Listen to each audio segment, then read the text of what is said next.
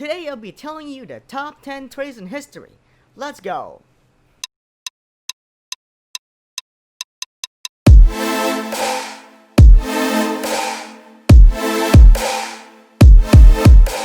So first up at number 10, we have the Rosenbergs. They were an American couple who sold a lot of intel about the atomic bombs to the Soviets, and even helped them recruit spies. They were caught by the FBI and their co-conspirators confessed and was exempt from execution. The couple, however, was executed in 1953. Number 9. At number 9, we got Alfred Reddle. Reddle was an Austrian officer who had become a Russian spy and sold many sensitive documents to Russia in the late 1800s. He was also one of the best spies of World War I. The reason for his betrayal was unclear, but it might be because he was blackmailed by the Russians for being gay. Number 8. La Malinche, also known as the Doña Marina by the South Americans, was a Native American slave and translator for Hernando Cortes, who basically betrayed the Native Americans and helped in the conquering of South America and the creation of New Spain, modern-day Mexico. She has the ability to translate Nahuatl into Mayan, which helped Spain conquer the Nahuatl and had forced them to surrender, in which tens of thousands of natives died of disease or killed by Spanish forces. Number 7. Guy Fawkes. You may know him by his mask. You thought it was an anonymous thing, but what you don't know was that he was one of the biggest traitors in British history.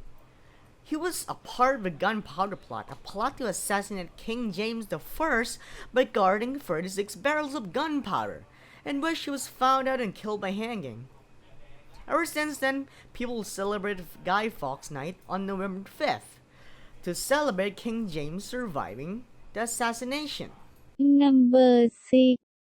Theodore Hall basically made the atomic bomb. He literally invented the nuke, and he taught our people how to do so. And no, it was not just the Americans that helped them made the bombs. He taught the Soviets how to make some too. This is completely self-explanatory, so let's move on to the next one. Number 5. Some you may not agree with this one, but technically this counts as a betrayal, and it has happened pretty recently too. Edward Snowden was a CIA agent and is a whistleblower exposing information about the NSA spying on us all, and I mean all of us. Not just American people, I'm talking about the whole world. Some call him a traitor, some a hero, some just a whistleblower. His efforts raise awareness all over the world of internet privacy about how companies and governments all over the world can track what you're doing on the internet at all times. Number 4. Wong Jingwei was a member of the Kuomintang, all known today as the Republic of China or simply as Taiwan, and he basically betrayed the entirety of China, and I mean it. He led the Nanjing government, the Japanese puppet state of China, and is considered by Chinese today as a classic example of a Hanjian, or a traitor to the Han Chinese as a whole. So basically, he's a traitor to the Chinese people as a race. Number 3. Benedict Arnold was an American commander. After his efforts were basically ignored in the American Revolutionary War, he switched sides with the British. He is synonymous with betrayal in America, but he is still known as an honorable soldier in the UK. Number 2. Mir Jafar was a Nawab Bengal, and his first of power enabled the British to take control of India. He is known as the betrayer of the true faith, and Pakistan never got autonomy of its own until it became independent way later on. Number 1. At number 1, we have Brutus, the Brutus. He was the nephew of Julius Caesar. What did he do, you may ask? Well, he killed Julius Caesar.